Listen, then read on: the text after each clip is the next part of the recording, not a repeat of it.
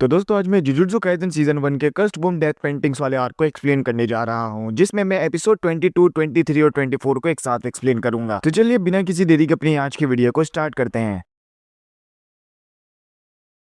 Episode की शुरुआत में हमें ककाटी नाम की लड़की को देख पाते हैं, जो कि यूजी और उसकी पूरी टीम को उनके मिशन की डिटेल्स दे रही होती है। बताती है कि 3 लोग अपने अपार्टमेंट के गेट के आगे ही कर्स्ड स्पिरिट के हाथों मारे गए हैं। इन तीनों में एक बात कॉमन थी कि ये तीनों ही मिडिल स्कूल के बाद से एक साथ थे, और साथ इनका एक और दोस्त भी है जिनसे मिलने के ये लोग जा रहे होते हैं, ताकि वो उससे पूछ सके कि आखिर उनके साथ कोई माजरा तो नहीं। लेकिन जैसे ये उसके घर पे पहुंचते हैं तो देखते हैं कि आज उसका फ्यूनरल है, यानी कि कल रात उसकी भी बाकी तीनों की तरह ही मौत हो गई थी, जहाँ गेट के अंदर घुसते ही किसी कर्स्ड स्पिरिट ने उन्हें मार दिया था। अब इन्हें लगने लगता है कि शायद मिडिल स्कूल के दौरान ये चारों साथ मिले थे, तो हो सकता है कि मिडिल स्कूल के दौरान इन्हें कोई कर्ज लगा हो, और इसलिए ये लोग मिडिल स्कूल जाकर इन्वेस्टिगेशन करने लगते हैं। इस मिडिल स्कूल के दो स्टूडेंट्स मैगिमी को पहचान लेते हैं। बताते हैं कि ग्रेजुएशन के बाद से उन्होंने मैगिमी को नहीं देखा है, यानी कि मैगिमी इसी मिडिल स्कूल के अंदर पढ़ा करता था, और साथ ही वो एक प्रॉब्लम चाइल्ड भी हुआ करता था, जो कि अक्सर लोगों से फाइट करता। अब यहाँ इस स्कूल का एक स्टाफ मेंबर आकर मैगिमी को पहचान लेता है और उससे पूछता है कि वो आजकल क्या कर रहा है। यहाँ हम जान पाते हैं कि इन सॉर्सरर्स ने पहले ही स्कूल की तलाशी लेने की परमिशन ले ली थी, और क्योंकि ज्यादातर लोग यहाँ मैगिमी को जानते हैं तो अब काम और भी आसान हो गया था। अब क्योंकि ये स्टाफ मेंबर यहाँ काफी पुराना हो चुका है, तो मैगी मुझसे सवाल करता है कि क्या यहाँ पर कोई डार्क रूमर फैली हुई है, जिस पर यह बताता है कि एक रूमर है कि अगर तुम यासोहाची ब्रिज से बंजी जंपिंग करते हो तो तुम्हें भूत आकर उठा ले जाएगा। ऐसा लोगों का मानना है, और ज्यादातर स्टूडेंट्स इस स्कूल के टेस्ट ऑफ करेज की तरह उस ब्रिज को इस्तेमाल करते हैं, और माना जाता है कि उस ब्रिज से किसी ने सुसाइड भी किया था, और उसी की आत्मा शायद उस ब्रिज के पास भटक रही है। या इस स्टाफ मेंबर को उन 4 लड़कों की मौत के बारे में भी पता चलता है। बताता है कि वो भी एक दिन टेस्ट ऑफ करेज करने के लिए वहां गए थे जब वो मिडिल स्कूल में थे, और उसके बाद से वो पूरे एक दिन तक गायब थे, जहाँ एक दिन बाद सब लोगों को वो लोग बेच के नीचे मिले, और वो बिल्कुल सही हालत में थे, पर उन्हें कुछ याद नहीं था, और उन्हें देखने से ऐसा लग रहा था कि किसी ने उन्हें चाट रखा हो। इससे ज्यादा यूजी और बाकी सबको यहाँ कुछ पता नहीं चल पाता है, और इसलिए ये लोग उसी ब्रिज पर जाकर अपनी बाकी इन्वेस्टिगेशन कंटिन्यू करने का डिसाइड करते हैं। सीन कट होता है जहाँ माइटो और गेटो को बात करते देख पाते हैं। यहाँ माइटो के पास वो एक वूम डेथ पेंटिंग्स होती हैं। गेटो बताता है कि इनके अंदर अपनी खुद की सोचने की ताकत है, और अगर हम ये किसी को भी खिला देते हैं तो वो उसकी बॉडी को पोजेस कर लेंगे, और उस बॉडी के साथ फ्यूज होकर एक स्पेशल ग्रेड कर्स में तब्दील हो जाएंगे। यहाँ हम ये भी जान पाते हैं कि इन ऑब्जेक्ट्स को इनकी करंट स्टेट में डिस्ट्रॉय नहीं किया जा सकता, और ये काम तभी किया जा सकता है जब ये पूरी तरीके से मैनिफेस्ट हो जाए और स्पेशल ग्रेड कर्स में तब्दील हो जाए। और फिर माइटो यहाँ एक इंसान को पकड़ रखा होता है और उसे एक कर्स वूम खिला देता है, और जब वो पूरी तरीके से स्पेशल ग्रेड कर्स में तब्दील हो जाता है तो माइटो से एक काम देता है, जहाँ वो उसे यासुहाची ब्रिज से कुछ लाने के लिए कहता है। सीन कट होता है जहाँ मैगिमी और बाकी सबको देख पाते हैं। ये लोग यासुहाची ब्रिज पर होते हैं, और यहाँ यूजी बंजी जंपिंग करने का ट्राई करता है, ताकि देखा जा सके कि आखिर उन पर किस तरीके का कर्स लगा है और कैसे लगा है। पर ऐसा करने से उन्हें कुछ पता नहीं चलता, और ना ही उन्हें यहाँ ब्रिज के पास किसी कर्स्ड स्पिरिट के होने का एहसास होता है, और इसलिए ये लोग एक कन्वीनियंट स्टोर पर आकर कुछ खाने लगते हैं, जहाँ यूजी बताता है कि हो सकता है कि शायद कुछ और भी लोगों पर ये कर्स लगा हो, क्योंकि मिडिल स्कूल के बहुत से स्टूडेंट्स वहाँ टेस्ट ऑफ करेज के लिए जाते थे, और साथ ही हर दिन रात के वक्त जब कोई अपने घर में बाहर से एंटर करता है तभी ये कर्स एक्टिवेट होता है, जहाँ कोई कर्स्ड स्पिरिट आकर उन्हें मार देता है। यानी कि हो सकता है कि आज भी कोई एक मारा जाए और कल भी कोई एक मारा जाए। जो जो लोग उस ब्रिज के आसपास गए हैं वो लोग मारे जा सकते हैं, और कर्स लगने की वजह बंजी जंपिंग तो बिल्कुल भी नहीं है, क्योंकि ये लोग ऐसा करके देख चुके हैं। अब ये सुन मैगिमी काफी टेंशन में आ चुका है, और हमें बताया जाता है कि मैगिमी की बड़ी बहन सुमिकी भी उसी स्कूल से थी, और फिर मिडिल स्कूल का एक स्टूडेंट अपनी बहन को लेकर इनके पास आया है। बताता है कि ये लड़की सुमिकी के साथ उस ब्रिज के आसपास गई थी। ये स्टूडेंट समझता है कि ये काफी सीरियस मैटर है, जिसके चक्कर में लोगों की जाने जा रही हैं, लेकिन मैगिमी और बाकी सब उसे बताते हैं कि वो तो बस असल में हॉन्टेड प्लेसेस की रिसर्च कर रहे हैं। जाने से पहले ये लोग उनसे सारी डिटेल्स ले लेते हैं, और अकारी फिर इन्हें छोड़ने के लिए चली जाती है, जहाँ मैगिमी ये बात जानकर थोड़ा शॉक में चला जाता है कि हो सकता है कि सुमिकी पर भी वही कर्स लगा हो। यूजी फिर मैगिमी को होश में लाता है, जहाँ मैगिमी इचिजी को फोन लगाकर पूछता है कि सुमिकी की कंडीशन कैसी है, जिस पर इचिजी बताता है कि अभी तो सब कुछ नॉर्मल है। मैगिमी यहाँ समझ चुका था कि सुमिकी के पास ज्यादा टाइम नहीं है, और इसलिए वो आज जाते इस कर्स को खत्म करने का डिसाइड करता है, पर क्योंकि अब इस मिशन की डिफिकल्टी बढ़ गई है और गोजो एक हफ्ते तक यहाँ नहीं होगा, तो मैगिमी अकेले वहाँ जाने का डिसाइड करता है, और नोबारा और यूजी को आकारी के साथ यहाँ से घर भेज देता है। अब यहाँ मैगिमी को हम यासुहाची ब्रिज के नीचे देख पाते हैं, जहाँ हमें बताया जाता है कि उस लड़की से डिटेल्स लेने के बाद मैगिमी को पता चला है कि असल में ये कर्स्ड स्पिरिट एक इनकम्प्लीट डोमेन बनाया हुआ है, जिसके अंदर इंटर करने के लिए बंजी जंपिंग करना नहीं बल्कि ब्रिज के नीचे मौजूद पानी को क्रॉस करना है, जिसे क्रॉस करने पर वो उस कर्स्ड स्पिरिट के डोमेन के अंदर इंटर कर जाएगा। मैगिमी उस डोमेन के अंदर इंटर करने जा ही रहा होता है, लेकिन तभी यूजी और नोबारा वहां जाते हैं और कहते हैं कि हम उसके दोस्त हैं और उसकी मदद करना चाहते हैं। या फिर मैगिमी इन दोनों को बताता है कि उसकी जो बड़ी बहन है सुमिकी, मिडिल स्कूल के दौरान उसे एक कर्स लगा हुआ था। उस कर्स की वजह से वो एक कोमा में चली गई थी, जहाँ वो अपनी नींद से नहीं उठ पा रही थी, और ये किस कर्स्ड स्पिरिट का काम है इसके बारे में कोई नहीं जानता था, और यही मैगिमी की सॉर्सरर बनने की वजह बनी थी। लेकिन प्रॉब्लम अब पहले से कहीं ज्यादा बढ़ चुकी है, क्योंकि अगर उस लड़की ने इन इन लोगों को सही इन्फॉर्मेशन दी है तो सुमिकी पर 2 कर्ज लगे हुए हैं। पहला जो कि उसे नींद में रखा है और दूसरा जो कि आज रात उसकी जान ले सकता है और इसलिए वो जल्द से जल्द उस स्पिरिट को खत्म करना चाहता है। यूजी और नोबारा सुन कहते हैं कि उसे हमें पहले ही बता देना चाहिए था, पर तब भी हम उसकी मदद ही करते हैं और इसी के साथ तीनों ही उस डोमेन के अंदर इंटर कर जाते हैं, जहां वो अपने सामने एक मोल जैसे दिखने वाले कर्स्ट स्पिरिट को देखते और उससे फाइट करने के लिए रेडी हो जाते हैं। लेकिन तभी एक स्पेशल गेट कर्स्ट स्पिरिट की यहाँ एंट्री होती है। ये वही स्पेशल गेट स्पिरिट है जिसे माइटो ने यहाँ कुछ लेने के लिए भेजा है और अब यहाँ यूजी उससे फाइट करने का डिसाइड करता है ताकि मेगमी और नोबारा उस मोल वाले कर्स्ट स्पिरिट पर फोकस कर सकें और यही एपिसोड एंड होता है।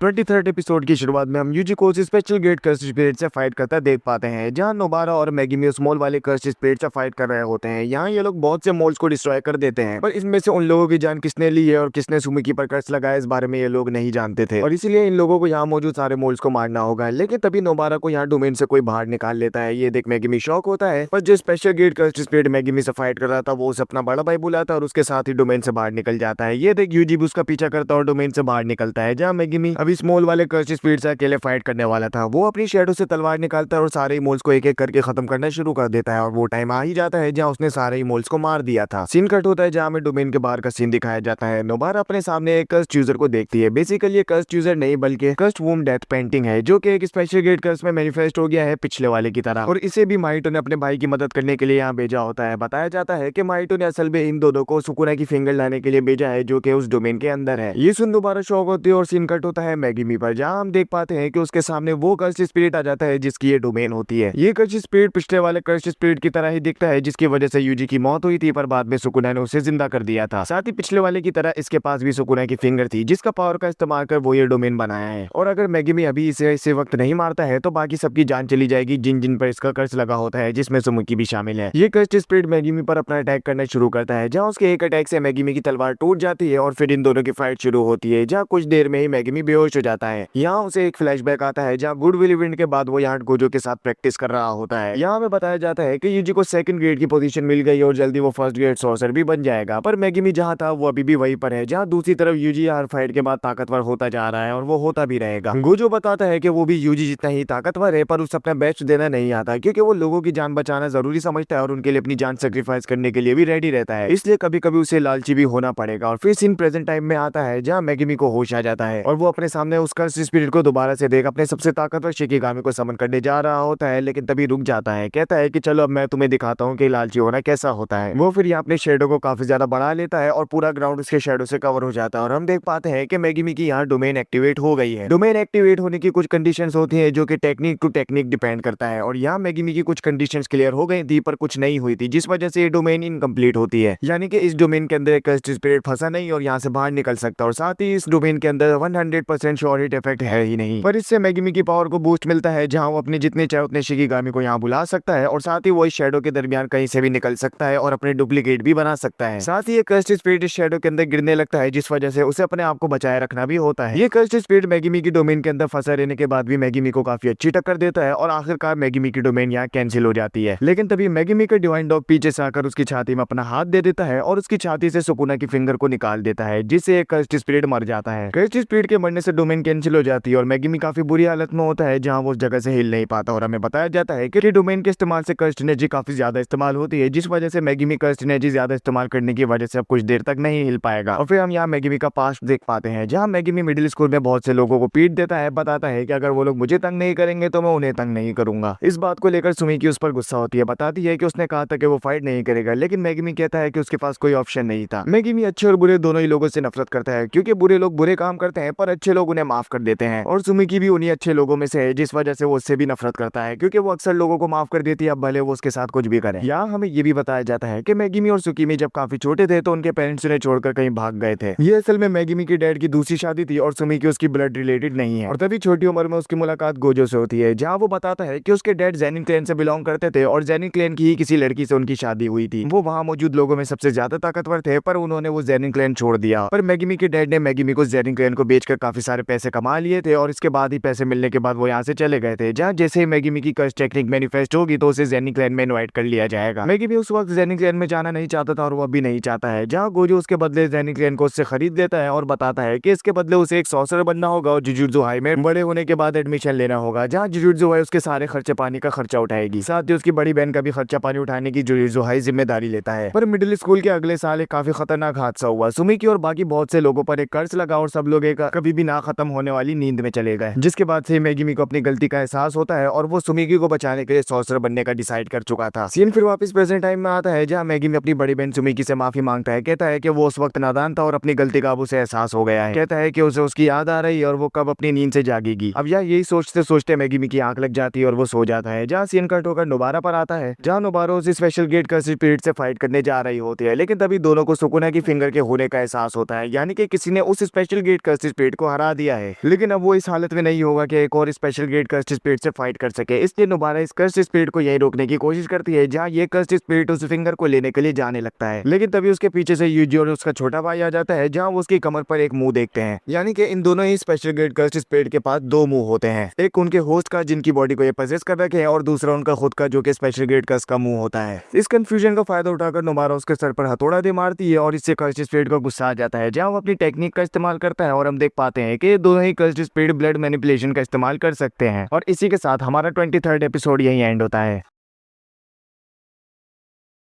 24th एपिसोड की शुरुआत होती है, जहाँ इन लोगों की फाइट कर्स्ट स्पिरिट से शुरू हो जाती है। यहाँ इनमें से एसो नाम का कर्स्ट स्पिरिट अपनी कर्स्ट टेक्निक का इस्तेमाल करता है और अपने ब्लड के जरिए इन लोगों पर अटैक करता है। उनके ब्लड में किसी तरीके का पॉइजन इफेक्ट होता है, इसलिए इनको ब्लड को कुछ भी करके अवॉइड करना था और इसलिए यूजी और नोबारा यहाँ से भागने लगते हैं। पर नोबारा गिर जाती है, जहाँ यूजी उसे उठाकर उसे काफी दूर ले आता है, लेकिन तभी दूसरा कर्स्ट स्पिरिट इनके सामने आ जाता है, जिसका नाम केचिजू होता है। वो अपने ब्लड को यूजी के ऊपर दे मारता है, जिससे यूजी के ऊपर पॉइजन इफेक्ट लग जाता है और साथ ही यहाँ एसो भी आ जाता है, जो कि नोबारा के ऊपर अपना ब्लड फेंक उस पर भी पॉइजन इफेक्ट लगा देता है। यानी कि पॉइजन इफेक्ट से दोनों कुछ देर तक मूव नहीं कर सकते थे और तभी एसो ही अपनी कर्स्ट टेक्निक एक्टिवेट करता है। बताता है कि हमारा ब्लड तुम्हारे ब्लड के साथ मिक्स हो चुका है और अब वो तुम्हें अंदर से खत्म कर रहा है। सिर्फ 10-15 मिनट में तुम लोग पूरी तरीके से मर जाओगे और सुबह तक तुम्हारी बॉडी हड्डियों में बदल जाएगी। अब यहाँ हमें कर्स्ट वुम डेथ पेंटिंग के बारे में बताया जाता है कि 150 साल पहले एक औरत थी जो कि कर्स्ट स्पिरिट्स को जन्म दे सकती थी। ये बात जानते हुए भी उसने एक बच्चे को पैदा करने की कोशिश करी और उसकी फैमिली उसके सख्त खिलाफ थी, जहाँ उन्होंने बच्चे को मारने की कोशिश करी और इस बच्चे को बचाने के लिए वो उसे लेकर एक टेंपल में गई, जहाँ उसकी मुलाकात एक सॉर्सरर से हुई। इस सॉर्सरर का नाम था नोरितोशी कामो, जो कि अपने जमाने का काफी इविल सॉर्सरर था और ये कामो क्लैन से बिलोंग करता था, पर कामो क्लैन ने उसे अपने क्लैन से निकाल रखा था। उसने फिर इस लड़की पर एक्सपेरिमेंट्स करना शुरू किया, जहाँ वो उसे 9 बार प्रेग्नेंट किया और फिर उसे हर बार एबॉर्शन करवाकर उसके बच्चों को मार दिया, लेकिन बच्चे मरे नहीं, वो बस एक ऑब्जेक्ट में तब्दील हो गए, जिन्हें उसने पेंटिंग्स का नाम दिया। ये सारे ही 9 बच्चे अभी भी जिंदा थे, पर एक नई बॉडी की तलाश में थे। लेकिन कामो ने उस औरत पर और भी एक्सपेरिमेंट्स किए थे, पर वो क्या क्या थे वो तो हमें नहीं बताया जाता, क्योंकि उसके रिकॉर्ड सॉर्सरर्स को नहीं मिलते और हमें बताया जाता है कि कामो की मौत के बाद इन 9 डेथ पेंटिंग्स को सॉर्सरर्स ने अपनी कस्टडी में ले लिया था, जहां उन्हें जुजुत्सु हाई के ट्रेजर वॉल्ट में रखा गया था। और माइटो उन 9 में से 3 डेथ पेंटिंग्स को चुरा लिया था, जहां वो उन्हें फुल्ली मैनिफेस्ट भी कर देता है। यहाँ हम देख पाते हैं कि इनमें से एक का नाम चोसो है, दूसरे का नाम एसो है और तीसरे का नाम केचिजू है। ये सारे ही लोग आपस में भाई हैं और 150 साल तक इनके साथ क्या क्या हुआ वो सब कुछ उन्हें याद है। और साथ ही इन लोगों के दरमियान एक स्पेशल बॉन्ड भी है, जहाँ ये लोग दूसरों की फीलिंग्स और उनकी करंट स्टेट क्या है इस बारे में जान जाते हैं। यहाँ ये तीनों ही माइटो के साथ हाथ मिलाए हुए हैं, क्योंकि उन्हें उनका मकसद पसंद आया है, जो कि था कि कर्स्ट स्पिरिट की भी यहाँ रहने की जगह होनी चाहिए और उन्हें इंसानों की तरह ही दर्जा मिलना चाहिए। और इसीलिए ये लोग माइटो के ऑर्डर्स को फॉलो कर रहे हैं, जहाँ माइटो ने एसो और केचिजू को सुकुना की फिंगर लाने के लिए भेजा था। और फिर सीन प्रेजेंट टाइम में आता है, जहाँ हम जान पाते हैं कि केचिजू और एसो दोनों ही दरमियान में आपस में एक स्पेशल बॉन्ड शेयर करते हैं, जिसके चलते दोनों में से कोई एक ही अपनी कर्स्ट टेक्निक एक्टिवेट कर सकता है। क्यों? क्योंकि दोनों के पास ही सेम कर्स्ट एनर्जी और सेम कर्स्ट टेक्निक है। अब यहाँ नोबारा और यूजी के पास ज्यादा टाइम नहीं बचा था और उन्हें कम से कम 10 मिनट के अंदर अंदर इन दोनों को ही मारना होगा या फिर कुछ ऐसा करना होगा जिससे ये लोग अपनी कर्स्ट टेक्निक को रिलीज कर दे। और ये सुन नोबारा अपनी कर्स्ट टेक्निक का इस्तेमाल करती है, जहाँ वो रेजोनेंस वाली एबिलिटी का इस्तेमाल कर अपने नेल को निकाल अपने हाथ पर मार लेती है, जिससे एसो और केचिजू को काफी खतरनाक दर्द का सामना करना पड़ता है। और ये दर्द इतना ज्यादा इंटेंस होता है कि ये दोनों सही से खड़े भी नहीं रह पाते। और फिर हमें दोबारा से याद दिलाया जाता है कि नोबारा की रेजोनेंस एबिलिटी का इस्तेमाल कर वो किसी भी कर्स्ट एनर्जी को टारगेट कर सकती है, जहाँ उसकी कर्स्ट एनर्जी पर अटैक करने से अटैक सीधा मेन बॉडी को लगता है और वो पहले से कहीं ज्यादा खतरनाक होता है जो कि एक नॉर्मल कर्स्ट स्पिरिट को आराम से मार सकता है, पर क्योंकि ये दोनों स्पेशल ग्रेड कर्स्ट स्पिरिट्स हैं तो ये दोनों इतनी जल्दी नहीं मरेंगे। और अब देखना ये है कि यूजी और नोबारा पहले मरेंगे या फिर एसो और केचिज़ु पहले मरेंगे। लेकिन तभी यूजी या केचिज़ु पर अटैक करने लगता है जिसे देख एसो शॉक होता है और हमें बताया जाता है कि यूजी क्योंकि सुकुना की वेसल है तो इसलिए उस पर पॉइजन काम नहीं करता, और ये बात हमें जुनपे से फाइट करते वक्त भी बताई गई थी। अब यहाँ यूजी केचिज़ु की काफी बुरी हालत कर देता है, जहाँ नोबारा भी अपने कर्स्ट टेक्निक का इस्तेमाल कर इन लोगों को बार बार डैमेज दे रही होती है। एसो उन्हें रोकने के लिए आगे बढ़ता है, लेकिन नोबारा और यूजी स्विच कर लेते हैं, जहाँ नोबारा केचिज़ु को खत्म करने के लिए जा रही होती है जो कि मरने की हालत में है। क्योंकि एसो की कर्स्ट टेक्निक यहाँ एक्टिवेट हो रखी है तो इसलिए वो अपनी ब्लड मैनिपुलेशन का इस्तेमाल नहीं कर सकता, और वो जानता है कि वो यूजी को कभी भी हैंड टू हैंड कॉम्बैट में नहीं हरा पाएगा, और इसलिए उसे यहाँ अपनी कर्स्ट टेक्निक को रिलीज करना होता है, जहाँ नोबारा और यूजी दोनों पर सही पॉइजन का इफेक्ट हट जाता है। यूजी फिर यहाँ एसो से फाइट करना शुरू करता है, जहाँ नोबारा केचिज़ु से, और तभी फाइट के दौरान यूजी यहाँ एसो को एक ब्लैक फ्लैश मारता है जिससे उसका एक हाथ उसकी बॉडी से अलग हो जाता है और वो दोबारा से रीजनरेट नहीं कर पा रहा होता। क्यों? क्योंकि वो अभी कर्स्ट स्पिरिट की स्टेट में नहीं है, बल्कि वो एक होस्ट को पोजेस कर लिया है, इसलिए हम उसे एक इंसान कंसीडर कर सकते हैं। यानी कि ऑटोमेटिक हीलिंग उसके लिए काम नहीं करेगी, सिर्फ रिवर्स कर्स्ट टेक्निक के जरिए ही वो अपने आप को हील कर सकता है, पर वो उसे आती नहीं है। और तभी वो अपने सामने केचिज़ु को काफी बुरी हालत में देखता है, जहाँ नोबारा अपनी हेयर पिन वाली टेक्निक का इस्तेमाल कर केचिज़ु को पूरी तरीके से खत्म कर देती है। ये देख ऐसा शौक होता है और इस हालत में बिल्कुल भी नहीं कि वो इन दोनों से अकेले फाइट कर सके, इसलिए वो यहाँ से भागने लगता है और एक ट्रक पर चढ़ जाता है। यहाँ वो ट्रक वालों को हॉस्टेज बना लेता है और हम देख पाते हैं कि ये दोनों ही लोग एसो को देख पा रहे थे, क्योंकि वो अब कर्स्ट स्पिरिट नहीं बल्कि एक इंसान की बॉडी को पजेस कर रखा है। अब यूजी उस ट्रक का पीछा करने लगता है, जहाँ दूसरी तरफ नोबारा अपनी रेजोनेंस वाली टेक्निक का इस्तेमाल एसो के कटे हुए हाथ पर करती है, जहाँ उसकी टेक्निक के असर से एसो यहाँ ट्रक से गिर जाता है और यूजी उसे एक जोरदार मुक्का मार खत्म कर देता है। यूजी और नोबारा देखते हैं कि उनकी बॉडी मरने के बाद भी डिसअपियर नहीं हुई है, यानी कि हो सकता है कि ये दोनों पहले इंसान होते हों, और यूजी इस बात को लेकर वापस से उदास होता है क्योंकि उसने एक बार फिर इंसानों की जान ली है। ये दोनों फिर यहाँ से मेगिमी के पास पहुंचते हैं और उन्हें लगता है कि मेगिमी यहाँ बेहोश पड़ा है, लेकिन मेगिमी तो बस सो रहा था और वो उन दोनों की आवाज सुन उठ जाता है। मेगिमी फिर यहाँ खड़ा होने से पहले यूजी को सुकुना की फिंगर देने लगता है, लेकिन यूजी के हाथ से सुकुना का मुंह निकलता है और वो उस फिंगर को खा लेता है, जिसे देख तीनों ही शॉक हो जाते हैं। और फिर अकारी यहाँ आकर इन्हें डांटने लगती है क्योंकि ये तीनों से बिना बताए यहाँ इस मिशन को पूरा करने के लिए आ गए थे, ये जानते हुए भी कि इस मिशन की डिफिकल्टी कई ज्यादा बढ़ गई है। ये लोग फिर अकारी के साथ वापस चले जाते हैं और फिर हमें कुछ टाइम बाद का सीन दिखाया जाता है, जहाँ गोजो काफी ज्यादा खुश होता है कि यूजी और उसके पूरे ग्रुप ने 3 स्पेशल ग्रेड कर्स्ट स्पिरिट को हराया है, और इसको सेलिब्रेट करने के लिए वो सबको एक रेस्टोरेंट में बुलाता है। साथ ही उसने सारे टीचर्स को इन्वेस्टिगेट कर लिया होता है और अब बचते हैं स्टूडेंट्स, क्योंकि इनमें से कोई एक मिलकर स्पेशल ग्रेड कर्स्ट स्पिरिट्स के साथ काम कर रहा है। वो स्टूडेंट कौन है इस बात का पता लगाने के लिए वो यहाँ मेमे को काफी बड़ी पेमेंट भेजता है और मेमे फिर अपने काम पर लग जाती है। और फिर हमें कुछ टाइम पहले का सीन दिखाया जाता है, जहाँ मेगिमी नोबारा को बताया था कि यूजी के फिंगर खा लेने की वजह से सुकुना की बाकी 19 फिंगर्स एक्टिवेट हो गई हैं, और हो सकता है कि उनमें से कुछ फिंगर्स किसी कर्स्ट स्पिरिट के पास हो जो कि अब लोगों की जाने लेने की कोशिश करेगा, और क्योंकि इनके पीछे यूजी की वजह है और बहुत से लोग उसे एग्जीक्यूट करने की कोशिश करेंगे, तो हमें यहाँ यूजी का साथ देना होगा और याद रहे कि उसे इस बारे में पता ना चले कि उसकी वजह से ये सब कुछ हो रहा है। लेकिन यूजी को ये सब पहले से ही पता होता है क्योंकि सुकुना ने उसे ऑलरेडी बता दिया था, और इस बारे में उसने दोबारा और मेगिमी को कुछ भी नहीं बताया था। और फिर सीन प्रेजेंट टाइम में आता है, जहाँ यूजी और उसका पूरा ग्रुप शॉपिंग करने निकले होते हैं, तभी उन्हें गोजो की कॉल आती है, बताता है कि गोजो ने उन्हें किसी टॉप सीक्रेट मिशन पर बुलाया है जो कि असल में पार्टी होती है। और फिर सीन कट होता है, जहाँ हम टोडो और मेमे को गाकुगांजी से बात करता देख पाते हैं, जो कि यहाँ किसी सॉर्सर को फर्स्ट ग्रेड का दर्जा देने वाला था। मेमे और टोडो यहाँ 5 सॉर्सर्स को रिकमेंड करते हैं, माकी, पांडा, मेगिमी, नोबारा और यूजी। इन 5 में से गाकुगांजी किसी एक को ग्रेड 1 का दर्जा देने वाला है, और इसी के साथ हमारा 24th एपिसोड एंड हो जाता है। तो गाइस ये हमारा इस आर्क और इस सीजन 1 का लास्ट एपिसोड होता है, जहाँ ये हमारा सीजन 1 और ये आर्क पूरी तरीके से एंड हो जाता है। अब इस एनीमे में आगे क्या होने वाला है, क्या क्या इसके सीजन 2 में होगा, वो भी मैं अपने चैनल पे एक्सप्लेन करूंगा।